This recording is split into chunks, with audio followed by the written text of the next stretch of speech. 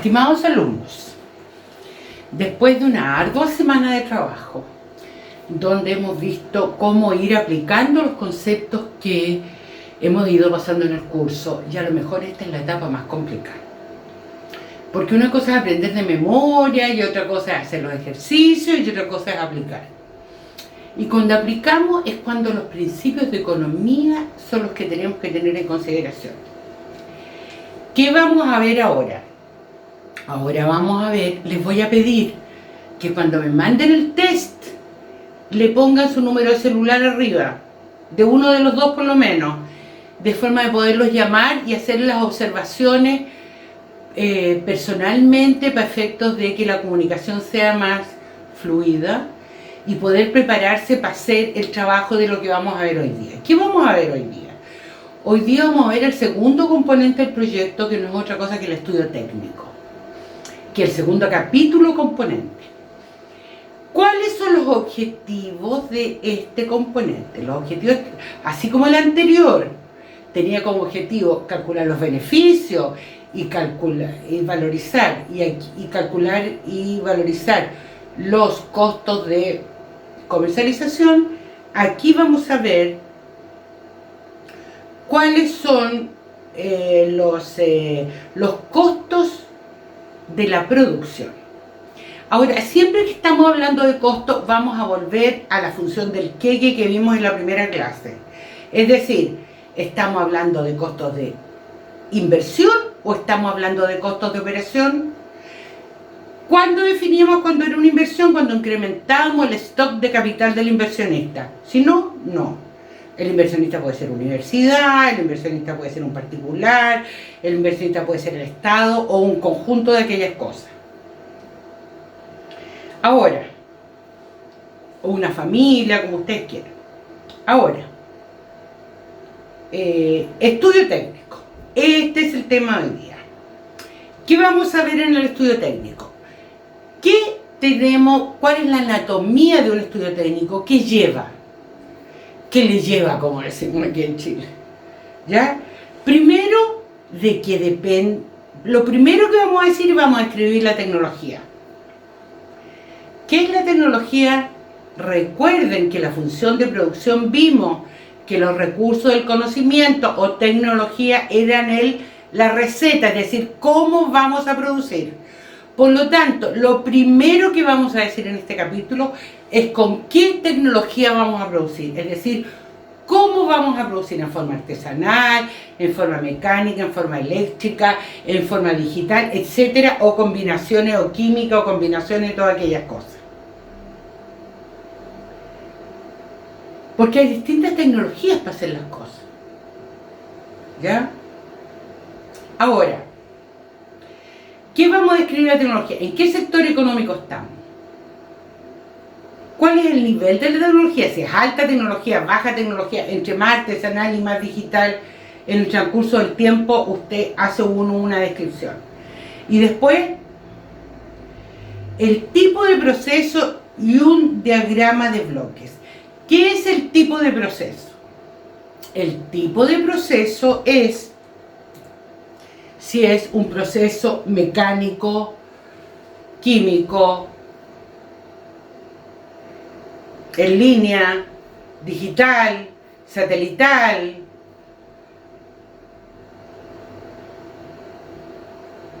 muy artesanal, muy manual, etc. Ahí tienen que describirlo. Y cuando estamos hablando del diagrama de bloques, estamos hablando de un diagrama común y corriente, de cuadraditos, es decir, bloques, donde partimos haciendo algo y seguimos haciendo otras cosas. Por ejemplo, el diagrama de bloques de hacer clases significa, primero, definir el tema, segundo, planificar la clase, tercero, definir los tiempos, cuarto, ver los subcontenidos. Para cada subcontenido ver qué ejemplo, cuál es la parte teórica, cuál es la parte práctica y cuál es la evaluación que vamos a hacer. Estoy hablando en términos de bloques, de arbolitos hacia abajo, pero de puros cuadraditos. Por eso le hablamos de bloques. ¿Ya? En el segundo punto de este trabajo es lo que siempre se hace cuando alguien presenta un proyecto. mostrar el equipo más importante que va a adquirir o la tecnología más importante de lo que va a hacer. Por ejemplo, si tú vas, tu proyecto es construir el Costanera Center, antes que lo construyeras, lo lógico es que tú mostraras cuál iba a ser la perspectiva en la ciudad de ese edificio, un monito, si yo lo más importante, cuando haga un proyecto, por ejemplo que voy a poner un laboratorio de rayos X, voy a poner una foto del equipo principal, supongamos un resonador magnético. ¿Ya? Entonces uno pone foto y describe cuál es la tecnología más de punta o más artesanal, dependiendo de para qué lado uno esté trabajando en tipo de tecnología o nivel tecnológico. Uno describe un equipo y le saca foto y lo pone y lo muestra. Sigo. Después de eso, vamos a pasar al punto 3. El punto 3 no es una cosa que nos va a permitir cuantificar muchas de las cosas que van a venir en el proyecto de aquí para adelante. Y es el tamaño del proyecto. Y en el tamaño del proyecto vamos a ver a lo menos 3 cosas. Programa de producción, programa técnico arquitectónico y layout. Vamos con el programa de producción. El programa de producción, yo para poder saber los ingresos del proyecto, si yo en el estudio de mercado estudié que yo voy a demandar el primer año 100, el segundo año me van a demandar 150, el tercer año me van a demandar 200, yo sé que eso es lo máximo que yo tendría que producir. Entonces yo tengo que definir de qué tamaño voy a hacer el proyecto de producción. ¿Cuánto voy a producir? ¿Voy a producir 100? ¿Voy a producir el mínimo? ¿Voy a producir el máximo? Entonces, lo que tengo que ver en el programa de producción es cuánto voy a producir cada año. Voy a mostrar en la próxima transparencia lo que es un programa de producción del año 1 al N. Chicos, atorníense. El año 1 es el primer año que producimos. El año N es el último año que vamos a producir en este proyecto, lo que no quiere decir que después no hagamos reingeniería y transformemos el proyecto en algo parecido. Del 1 al N. Año 1, el primer año que producimos para vender. El año N es el último año que producimos para vender en este proyecto. Entonces necesitamos para cada año, si ustedes miran esto, un Q. Es decir, ¿cuánto vamos a producir cada año? Por ejemplo, en el ejercicio, la matriz que les tengo aquí, que les muestro, en el primer año producimos 100, en el segundo 200, en el tercero 350, etcétera, hasta que en el último año empezamos a bajar. Si ustedes se fijan, tengo una curva normal. Una curva normal al ojo. Si ustedes son muy buenos matemáticos, hacen una curva normal. Pero eso yo no se los voy a pedir. Usted hace una curva normal al ojo. Partimos subiendo, produciendo más, alcanzamos un pic y después viene la decadencia. Así es la normalidad en todas las cosas. En todos los mercados, en toda la vida, en todos los conocimientos, en todo. Entonces, ¿de qué tamaño voy a hacer el proyecto para poder saber sus costos de producción? Tanto de mantención como de tanto de operación como de inversión. Inversión, recuerden, lo repito 800.000 veces, incremento del stock de capital. Lo que no es inversión es operación. O sea, lo que estamos produciendo para que funcione el cuento. ¿Ya? Ahora, vuelvo a la transparencia anterior y digo, en el programa de producción lo primero que tengo que hacer es definir qué sería una producción normal. Es decir, voy a hacer una panadería para producir 1000 kilos día, 10.000 kilos día, 100.000 kilos día o 500.000 kilos día de pan al año. Ustedes saben que en Quilicura hay una fábrica de pan precocido que hace pan y que le vende pan precocido de Arica a Punta Arenas. ¿Estamos, no? Entonces, esa fábrica de pan es distinto que una amasandería que yo voy a poner en una pieza de mi casa para efectos de... Es otro el tamaño, son otros los objetivos, es otra la calidad, es otro el mercado. O sea, mis clientes van a ser distintos. Entonces, lo primero que voy a hacer va a ser definir una curva normal. Y aquí voy a decir cuánto es normal. Ya, se acostumbra en economía poner normalidad con una N mayúscula. Esto es la cantidad de producción de lo que yo voy a contratar o a comprar o a hacer en el proyecto. O a incrementar. A lo mejor yo ya tengo, por ejemplo, un laboratorio y voy a duplicar mi laboratorio. Entonces, eso que incremento, ¿de cuánto es? Cantidad de producción. Ahora, voy a volver a mi escritorio. Y les voy a decir, me voy a sentar un poquito. Y les voy a decir que en el tamaño del proyecto, para poder definir una producción normal, lo puedo hacer, y de hecho se hace con ingenieros comerciales que son especialistas en sensibilización y optimización y buscan el tamaño óptimo de producción. ¿Ya? Ahora, como nosotros no vamos a ser especialistas en esto, lo vamos a hacer con matriz de decisiones. Vamos a poner dos o tres tamaños, y vamos a poner año del 1 al N. Perdón, 2 o 3 tamaños, y voy a, en esos 2 o 3 tamaños, poner mis determinantes, no tamaños de 1 al N, me equivoqué, chiquillos. Las determinantes de la cual depende la decisión de cuánto voy a producir. ¿De qué depende? ¿Cuáles son las determinantes de lo que depende el tamaño? Habitualmente depende de las capacidades tecnológicas máximas o mínimas, de la disponibilidad de recursos humanos, materias primas e insumos.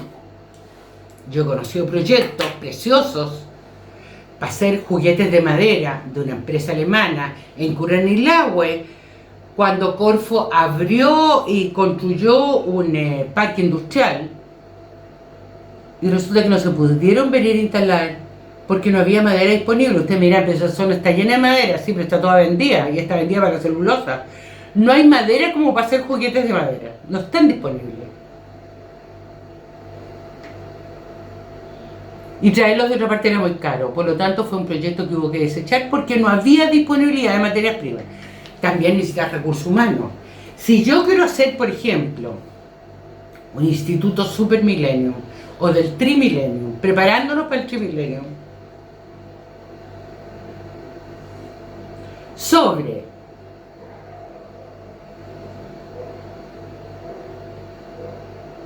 vida en Marte, adecuación de la vida en Marte, tengo que saber a qué costo tengo que traer gente del extranjero y de dónde, más la chilena que haya que pueda ir aprendiendo, y etcétera. ¿Estamos? Entonces, la capacidad o disponibilidad de recursos humanos, materias primas, insumos, súper importante. Lo otro, que son los cuellos de botella en proceso, cuando yo voy a incrementar un equipo que produce 100 y yo voy a adquirir un equipo que produce 1000 por hora, entonces tengo que ver cuál es el cuello de botella en proceso, porque si todo viene con 100, ¿qué saco con comprar un equipo de 1000? Y ahí tengo que ir tomando las decisiones, hacer una matriz qué forma que me explique o que me permita redactar a mí y explicar por qué defino que la capacidad de producción de mi empresa o el incremento de producción de la empresa va a ser de tanto. El N, ese tanto es el N mayúscula o capacidad de producción normal. Por ejemplo, una casa con un dormitorio matrimonial y 3 dormitorios más, en total 4 dormitorios, tiene una capacidad normal para 5 personas. No significa que de repente en la casa no puede haber 8 personas, porque las camas de 3 se acuestan 2. Cada niño trae un amigo para dormir. Entonces, ocasionalmente también se puede producir más del 100%. No es la capacidad máxima, es la capacidad normal. Vamos. Sabiendo la capacidad normal, vamos a dibujar una curva de Gantt, o de Gauss, perdón. La curva de Gauss, o curva normal, me indica de que hay un momento en que yo tengo, por ejemplo, aquí el N. El N significa que en algunos momentos yo produzco más. Pero de aquí para alcanzar la curva normal pasa un periodo de tiempo que en los proyectos se llama curva de aprendizaje. Curva de aprendizaje. Y después, en el periodo de decadencia, que es el momento en que yo tengo que hacer la reingeniería del proyecto. Y esto es lo que vamos a considerar periodo normal. Ahora, habitualmente, voy a hacerlo con rojo. Aquí viene el momento 1, viene el momento 2, viene el momento 3, etc. ¿Estamos? Que pueden ser periodos, años, meses, etc. Ahora, vamos a determinar ahora el precio. El precio puede ser el precio mercado. Si yo tuviera que comprar eso, ¿cuánto tendría que pagar?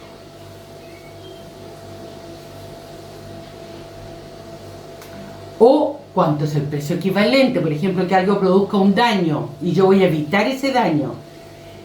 Ese daño, solucionar ese daño, ¿cuánto cuesta? Y ahí pues también nos aproximamos al costo social que tienen las cosas. Muchos de ustedes tienen proyectos que no es un proyecto privado, es un proyecto social. Es decir, para todo el país, para toda la sociedad, para la universidad, etcétera, para toda la sociedad en su conjunto. Entonces, si es así, nos aproximamos al precio social. Ahora, vamos a ir.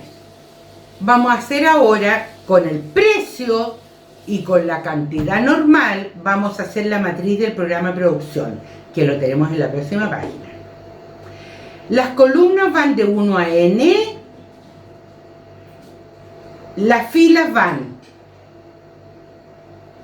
precio, cantidad e ingreso. Vamos a verla. 1 a n. ¿Qué es el año 1? El primer año, el año 1 parte en el momento en que producimos para vender, o para regalar, o para producir el beneficio del proyecto. Si es una escuela pública, el primer día que entra un niño a la escuela, en ese momento parte el periodo 1. Y el periodo N es el último año antes que reformemos, ampliemos el colegio, lo saquemos de ahí, lo llevamos para otra parte, o lo cerremos. Da lo mismo, hacemos reingeniería. Vamos ahora. Después en la segunda fila tenemos porcentaje de la cantidad de N. Esto no es otra cosa que una estimación al ojímetro de lo que es una curva normal, que es bastante mejor que ponerle 100% a todo. Si yo le pongo 100% a todo, eso nunca, jamás, eso no pasa en nada. En nada de la vida tú partes con el 100%, ni siquiera en las industrias súper estandarizadas. Por ejemplo, cuando se hizo Nueva Aldea, ese proyecto que tiene 5 industrias dentro, en camino a Chillán, cuando uno dobla para Quillón y para Nueva Aldea, esa industria de celulosa tiene 5 empresas. ¿Qué pasa con eso? Demoró 4 o 5 años en alcanzar lo que llamaríamos una producción del 90%, al 100%. Más de 4 años para alcanzar el 100%. Y es una cosa que está súper estandarizada. Tú sabes cuánto te meterles, cuánto para sacar. La gente se capacitó antes. Pero todo lo que sea una curva de aprendizaje para que las cosas funcionen. Curva de aprendizaje del mercado hacia ti y de ti hacia el mercado y de la producción propiamente tal. Entonces, vender el 100% es punto menos que imposible. Entonces, tú vas, tu curva va subiendo hasta que alcanza la curva como la campana de Gauss en un periodo normal. Ahora, cuando está en la cúspide del sombrero de la campana de Gauss, arriba tenemos pic. Hay momentos en que producimos 100%, 115%, 150%. Hacemos a la gente trabajar de día y de noche porque hay momentos de auge. Es lo mismo que las personas. Todos tenemos una capacidad de trabajo normal de 8 horas día, pero hay momentos en que trabajamos 4 cuando somos chicos o nada. Después, cuando somos en edad de trabajo, hay momentos que producimos 120% o 150% y dormimos en la nada misma, porque estamos en el periodo de auge. Y después nos viene la decadencia, empezamos a bajar las horas de trabajo. Bueno, los proyectos pasa lo mismo, los proyectos tienen vida. Entonces tenemos un porcentaje, yo digo, esto, muy al ojo, el primer año tenemos un 20%, el segundo año un 40%, el tercer año un 70%, porque esto sube así con una pendiente que sube mucho. El cuarto año 95%, de ahí para adelante 100%, hasta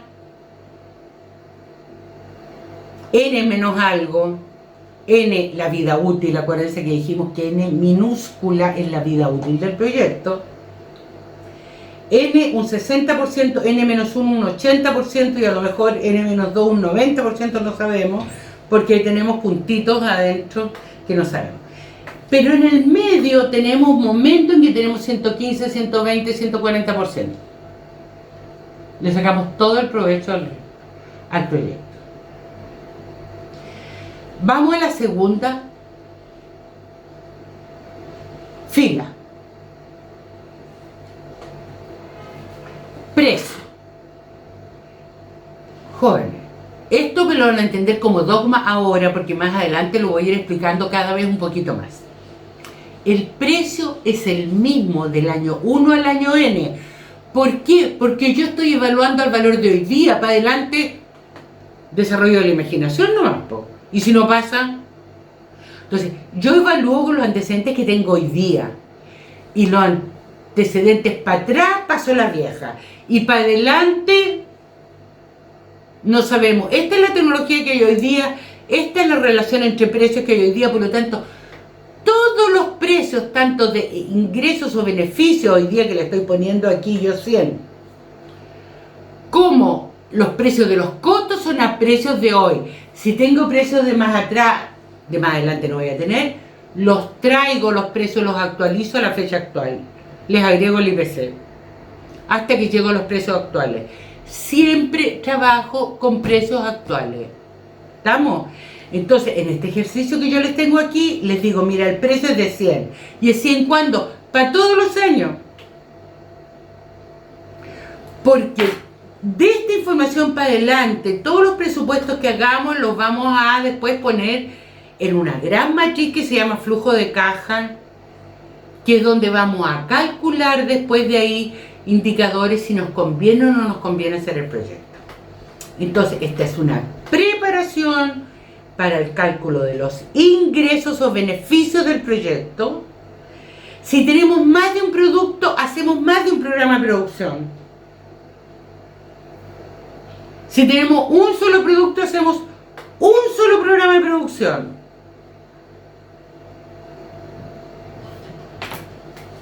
Vamos, sigo. Entonces, el ingreso o el beneficio, que es la quinta fila de esta matriz, dice Y o ingreso o B o beneficio es igual a ¿qué? A las dos filas anteriores, P por Q. Y eso es lo que yo tengo como ingreso. ¿Estamos? Vamos a ver ahora. Vamos a ver ahora el espacio físico, real o virtual, que voy a necesitar para hacer este trabajo, para poder producir esto. Lo voy a hacer con espacio real, pero también puede ser espacio virtual. ¿Estamos? ¿Cuánto tetra o giga necesitamos para cada una de las cosas que vamos a hacer? ¿Ya? Voy a mover un poquitito hacia el pizarrón para poder enseñarles el programa técnico arquitectónico. Voy a borrar.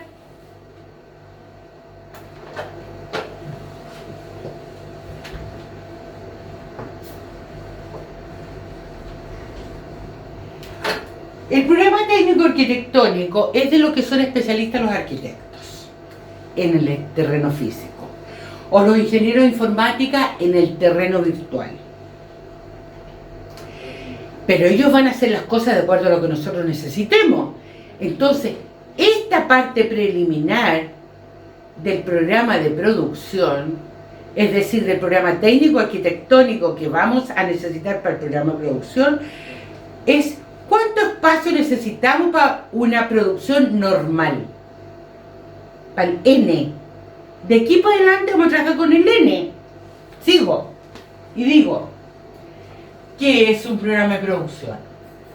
Un programa de producción es una matriz que tiene un correlativo,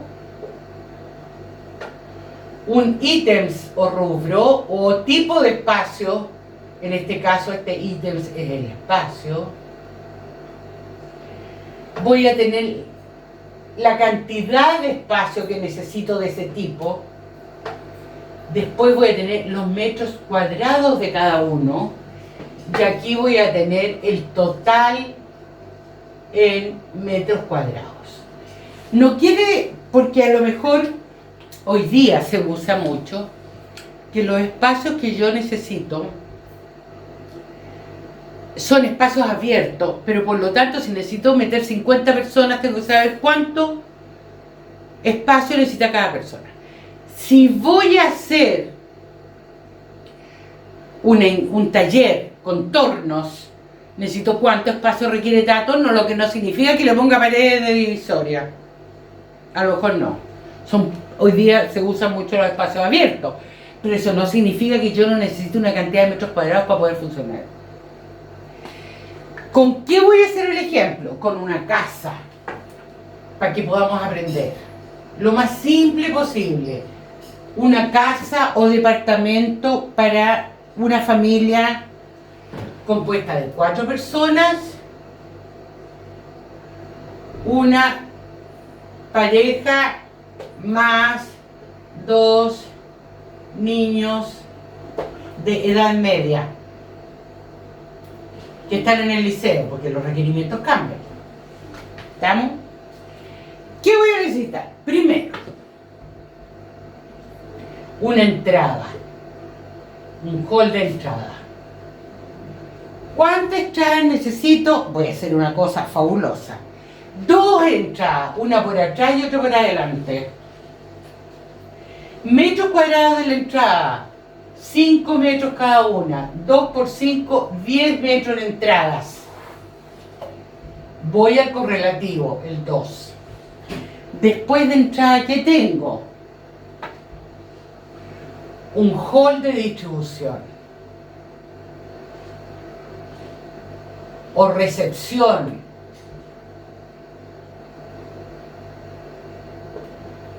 ¿Ya? Supongamos que requiero uno solo. ¿De cuánto? De unos 8 metros cuadrados, voy a hacer una casa fabulosa. Después 3. Porque aquí vamos, yo entro, después tengo que ver para dónde me voy, entro, hay un hall de distribución y veo si me voy para el segundo piso, si me voy para la cocina o me voy para el comedor. ¿Me expliqué? Vamos. Ahora, me voy a ir por el lado de la cocina. Cocina y despensa.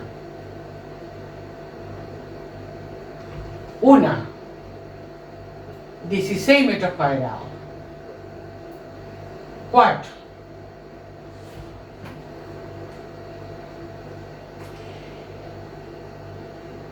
Me voy para el lado ahora de la visita. Living, comedor. Cocina, comedor del diario y despensa. Ya. Living, comedor.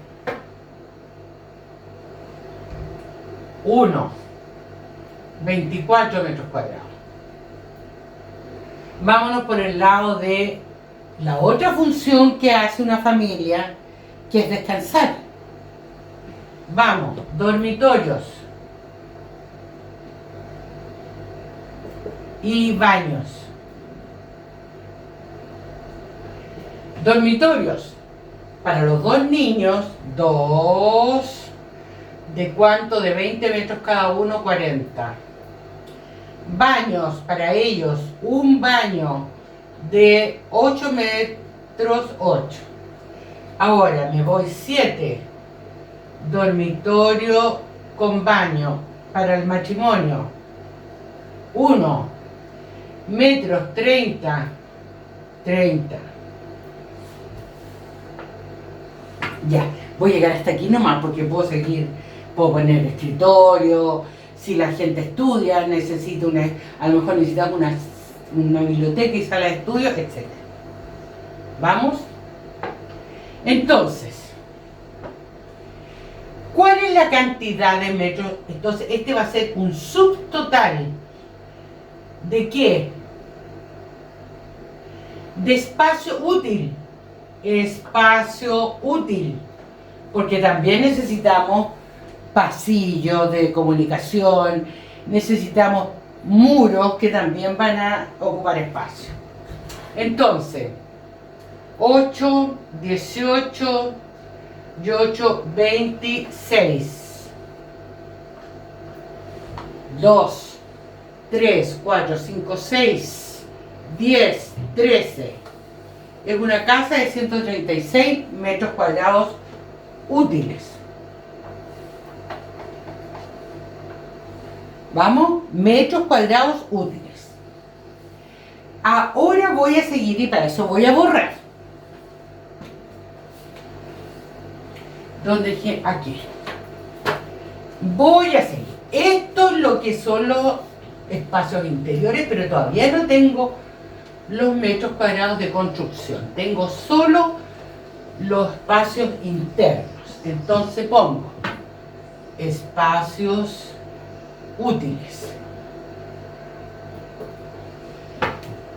136 metros cuadrados.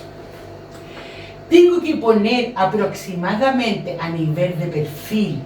Después los arquitectos toman esto y saben lo que tú necesitas. Y de acuerdo a lo que necesitas vas a hacer.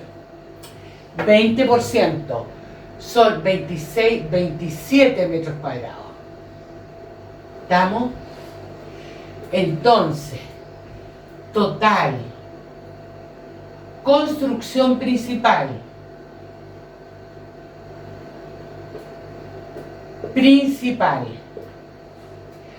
Tengo 13, 1, 6, 163 metros cuadrados de casa. Si yo sé en el mercado a cómo está el metro cuadrado, el precio del metro cuadrado es igual, voy a inventar 10 unidades de fomento, entonces el precio de la construcción va a ser de 16.630 unidades de FOMER. Esto sin sitio. Yo después comparo esto con los arriendos y entre las cosas que vamos a aprender después a evaluar si me conviene arrendar o me conviene construir.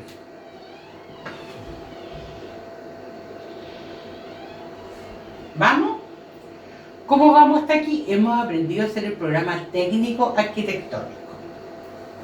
Ahora, necesito, esta es la construcción principal. Tengo que definir construcciones secundarias. Bodegas, quincho, piscina,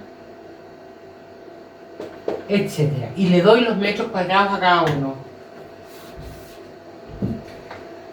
Le doy a cada uno los metros cuadrados y voy a suponer que aquí tengo 500 metros cuadrados.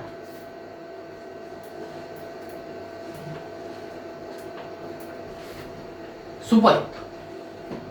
Sigo. Vuelvo arriba. Borro para poder seguir. Entonces digo, si yo tenía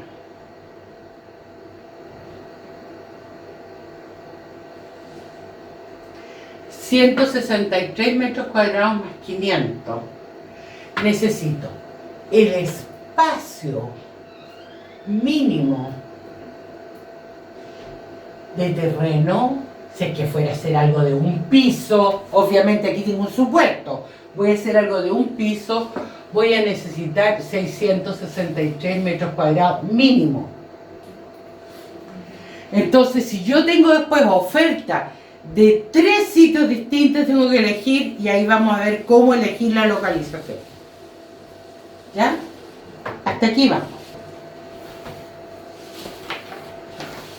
Entonces, yo voy a definir todos los espacios externos que necesito. A lo mejor necesito estacionamiento, bodega, quincho, a lo mejor es una oficina y por lo tanto necesito estacionamiento para 10 vehículos. Bueno, todo eso lo tengo que considerar en los metros externos. Además de la construcción principal, además de las construcciones secundarias. Y eso me define el tamaño mínimo del terreno. Ahora, tengo que hacer, no por no ser arquitecto no tengo que saber dibujar. Uno en séptimo de la universidad, el séptimo de enseñanza básica, aprendió a trabajar con papel milimetrado y hacer dibujos a escala. Simple, nadie va a hacer aquí detalles arquitectónicos. Vamos a ver la distribución del espacio. Porque entre lo que teníamos en el punto 1, tipo de proceso y diagrama de bloque en este estudio técnico, el programa técnico arquitectónico, tengo que hacer una distribución de la planta porque la producción tiene que tener algo lógico. Yo no puedo poner el baño después de la puerta de entrada. O sea, inmediatamente después de la puerta de entrada. Ustedes entenderán que eso no tiene ninguna lógica. Yo abro la puerta de entrada y entro al baño. Para una familia no tiene lógica, ¿no es cierto? Primero pongo un hall de distribución y a lo mejor el lado izquierdo, por si alguien viene apurado, tendrá baño. O para las visitas y lo puedo ocupar. Si no, no. Entonces, tengo que preocuparme. Perdón, pero voy a eliminar una diapositiva que se me puso una diapositiva adicional. Vamos. Entonces lo que voy a hacer ahora va a ser los layouts. ¿Qué son los layouts? Planos simples de croquis. Por ejemplo, si alguien va a comprar un vehículo que lo va a transformar en laboratorio para andar en terreno, Bueno, tiene que ver la distribución del vehículo adentro para que las cosas quepan, la gente quepa, para ver de qué tamaño va a ser el vehículo, le va a poner un adicional o no le va a poner, etcétera. Tiene que hacer esa distribución del espacio. A lo mejor en varias capas, a lo mejor le pondrá una carpa para poder trabajar. Veremos cómo funciona. Pero eso hay que hacerlo. El layout. Vamos a hacer 3 tipos de layout. O planos de croquis simple.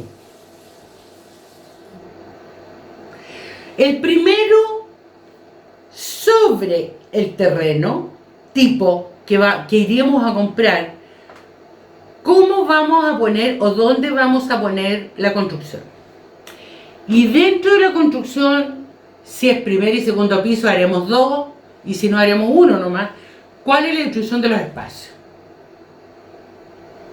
Si es un solo piso, haremos toda la distribución de los espacios. Si es 2 pisos, haremos 2 distribución de espacios. Después, sobre ese mismo que ya fue presentado, que lo presentamos y vemos cuál es la distribución de espacio, a cada espacio le ponemos un código. El primer piso, el espacio 101, los espacios 102, los espacios 103, los espacios 104, los espacios 105, en el segundo piso la sala 145, 146, 147, le ponemos un código. ¿Por qué?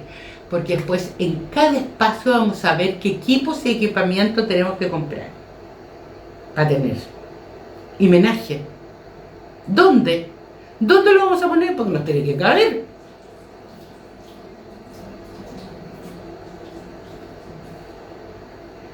Ya. Entonces, sobre esa construcción, que la codificamos, le ponemos un numerito a cada tipo de espacio.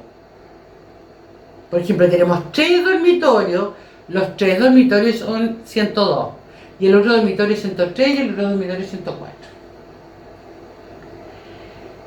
Vamos a hacer sobre ese mismo, vamos a tomar el mismo y vamos a introducir equipamiento y habilitación. Nosotros le llamamos, ahora le vamos a llamar equipo y equipamiento. Por favor, modifican lo que tienen ahí, ¿ya? En el layout. Equipo y equipamiento, cambió de nombre ahora a través de las Naciones Unidas, esto en español. Porque nos tiene que caber el equipo y el equipamiento, lo hacemos también a escala. Nos tiene que caber la cama y los veladores, o la cama y un velador, y un closet, y una alfombra, si es que la ponemos, y una cortina y que nos permita pasar, etc.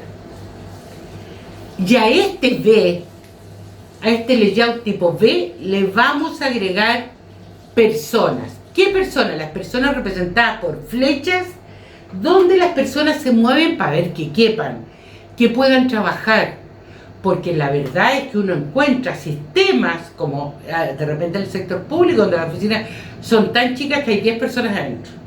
Y que tienen que sacar una sobre otra para ir a sentarse en un escritorio para atender gente.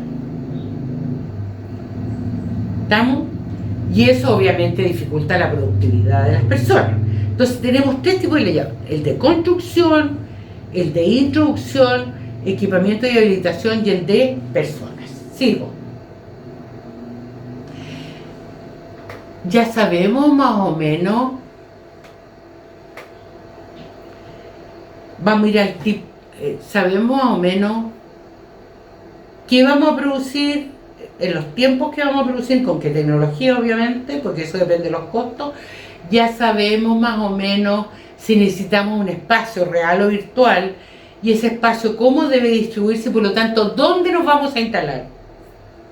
¿Nos vamos a instalar trabajando online, cada uno en su casa? ¿O vamos a localizar el proyecto, supongamos que sea un proyecto de producción física, de acero? Vamos a producir acero. ¿Dónde nos vamos a instalar? Y volvemos. Si tenemos 2 alternativas, hay modelos matemáticos que algunos economistas usan para elegir la mejor localización de un proyecto donde haya espacio disponible. Otro podemos emplear, mientras tanto, lo que es la matriz de decisiones. Sigo con la matriz de decisiones. ¿Y de qué depende? Pues supongamos que tenemos 4 alternativas de localización. ¿De qué depende? Chiquillos, nunca las cosas dependen todo de lo mismo. Yo aquí les aconsejo que podrían ponerse que es relevante para el proyecto. Estas cosas, no, si no es relevante al proyecto, no va. Si es relevante al proyecto, va. Esa es la gracia que tienen los proyectos, jamás aburren, porque cada proyecto es distinto de otro. ¿De qué podría depender la localización del proyecto? Si existen los medios de transporte, ¿a qué costo?